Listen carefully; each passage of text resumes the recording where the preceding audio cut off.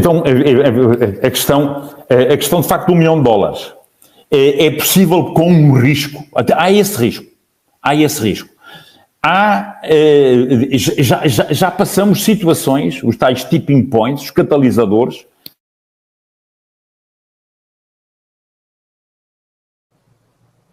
Eu acho que travou nesse momento, mas o Major-General já tinha nos advertido no início que ele estava com alguns problemas aí no computador, mas ele tem um dispositivo de reserva, ele já vai voltar. Enquanto isso, você compartilha, você pode deixar sua pergunta. Eu não estou tendo condição de fazer as perguntas individualmente, mas a gente está fazendo uma coletânea das perguntas para, de alguma forma, fazê-las de forma sintética, tá? Então, vamos compartilhar, vamos deixar o like, vamos divulgar essa live. É muito importante essa presença do Major-General Agostinho Costa dentro desse contexto que nós estamos observando, dentro dessa situação que a gente está observando tão dramática no cenário do conflito entre Rússia e OTAN, dentro do território ucraniano. Eu acho que isso não resta a menor dúvida para o público que nos acompanha. Ele já vai voltar, ele já tinha me advertido sobre a possibilidade de que houvesse alguma interrupção.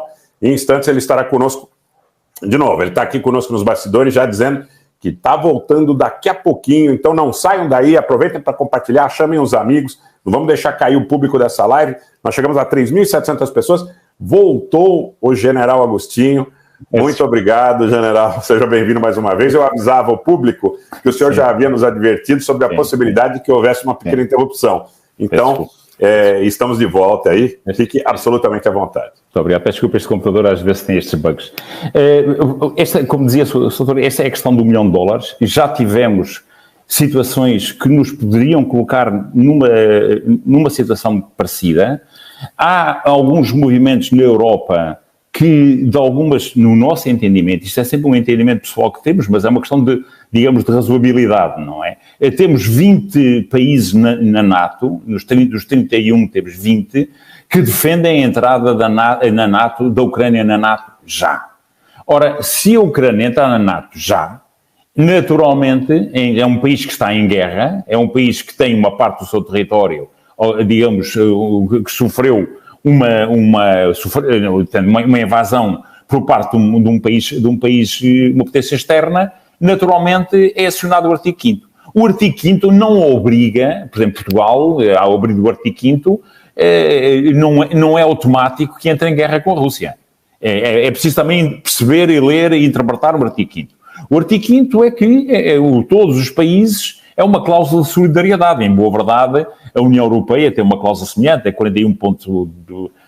Tem uma cláusula semelhante, uma cláusula de solidariedade, embora a União Europeia não é uma aliança militar, portanto, essa questão praticamente não se põe-se noutra perspectiva. Agora, a NATO é uma aliança militar, o artigo 5º o que diz é que os países deverão prestar assistência ao país que é alvo de uma agressão dentro das suas capacidades e das suas possibilidades, não é? Pode ser muito ou pode ser nada, não é? Aliás, um país como a Islândia, que não tem forças armadas, o apoio que pode dar é zero, não é?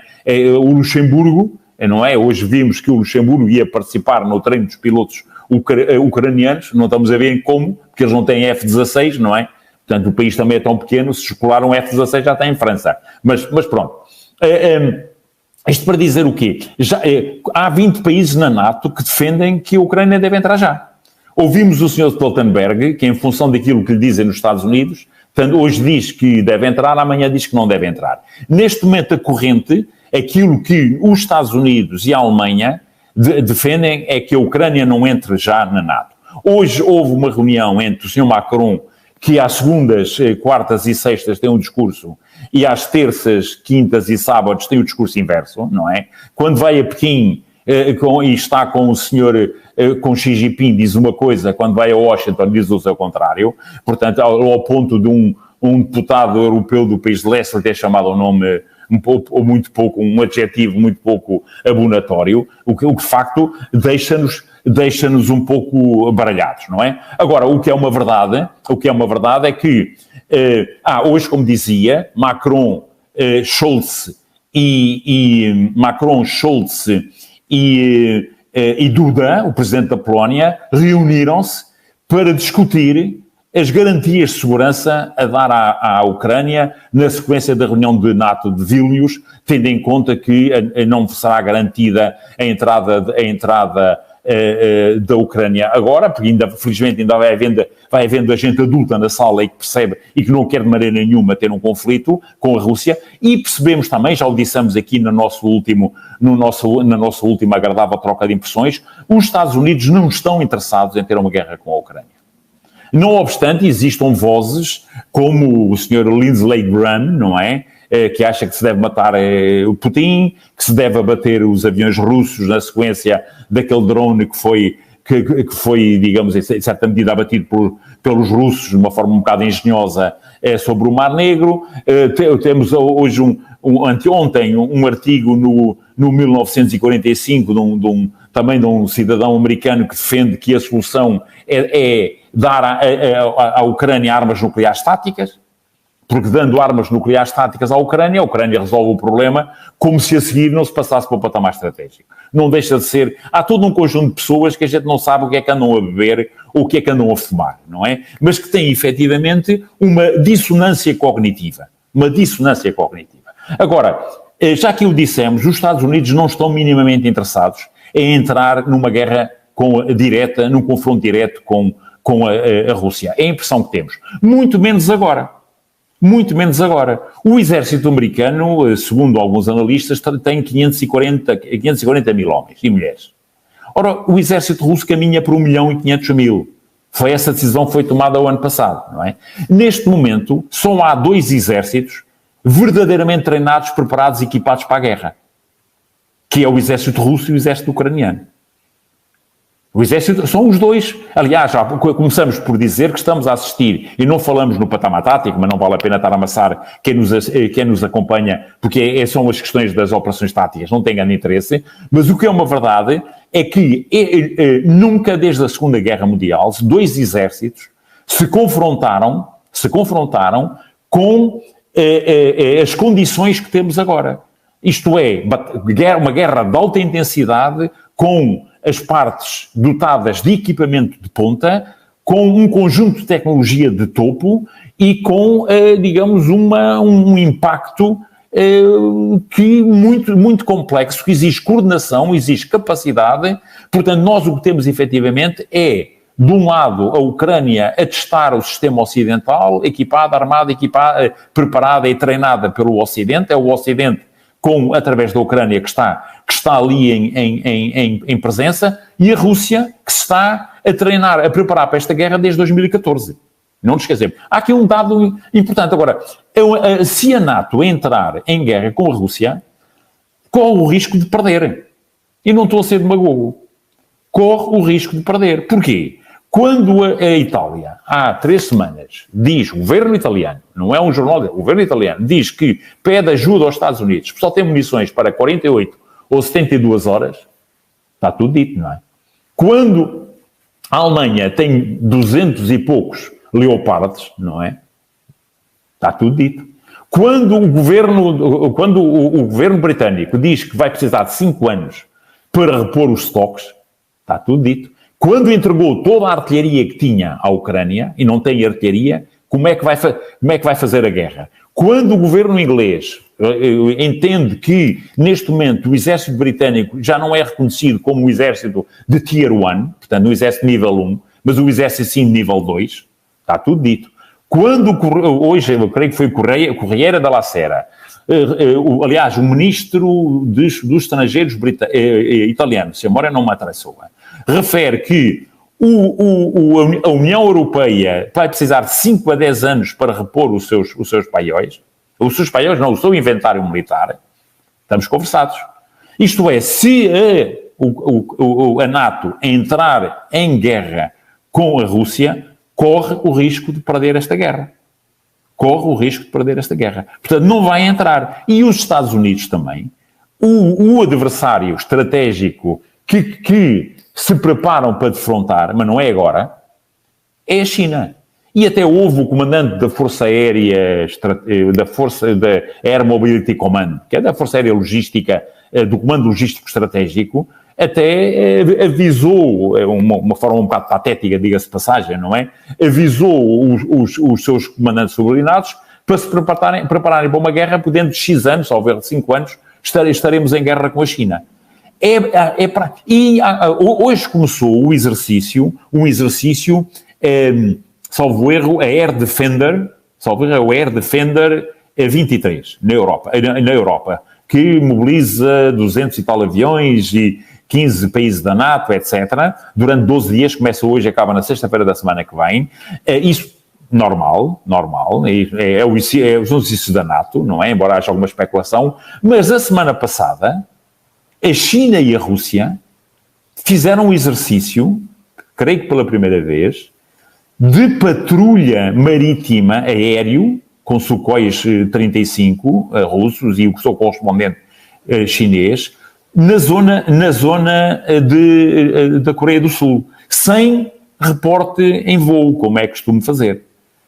E a mensagem é: se houver um ataque a Taiwan, o Ocidente alargado não vai enfrentar a China, vai enfrentar a Chinúcia, vai enfrentar a China e a Rússia.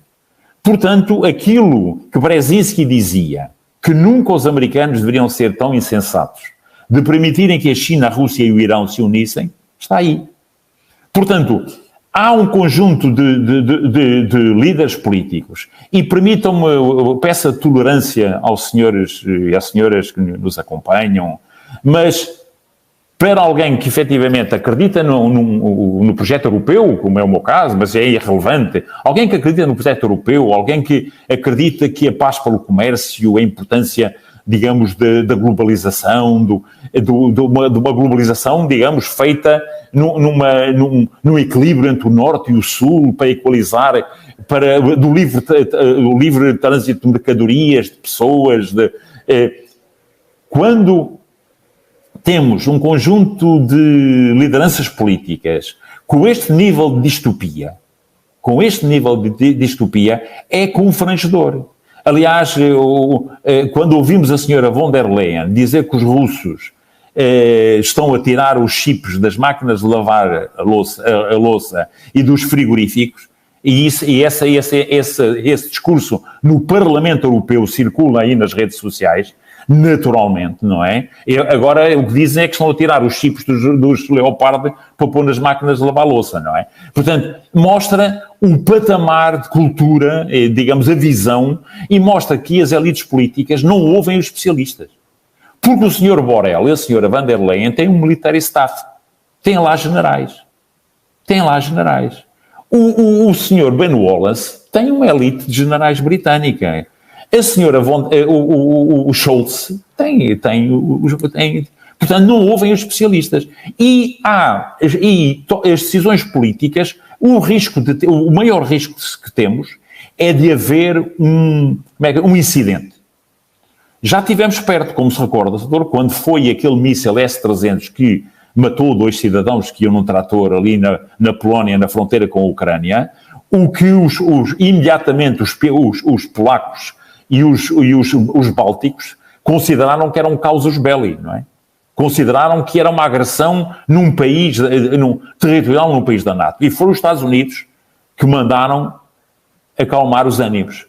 E foram os Estados Unidos que avisaram o Sr. Duda e o Sr. Mazowiecki para terem calma, porque era... E, aliás, o facto dos Estados Unidos dizerem que não sabem quem é que destruiu a barragem, não é? Mostra que há uma contenção norte-americana. Agora, outra coisa é lançarem para debaixo do autocarro ou para a fogueira todos os useful idiots, se me permite a utilização deste termo absolutamente deselegante. Todos aqueles que estão disponíveis para morrer por uma causa qualquer. E os próximos na lista são os polacos. E o artifício que vai ser criado é que não é a NATO. É um acordo bilateral entre a NATO, entre a Polónia e a Hungria, e a Ucrânia, eventualmente com a Lituânia, não acredito os outros países, não acredito a Estónia e a Letónia, porque esses os russos tomam em horas, não é? Portanto, eventualmente, a Commonwealth lituano-polaca, eventualmente, com a perspectiva de poder, a prazo, fazer uma anexação de facto da Galícia, da zona de Lvov, e os russos nem se chateiam, nem se devem chatear. A questão aqui do $1 milhão é a contenção digamos, a manutenção do conflito dentro da área geográfica da Ucrânia.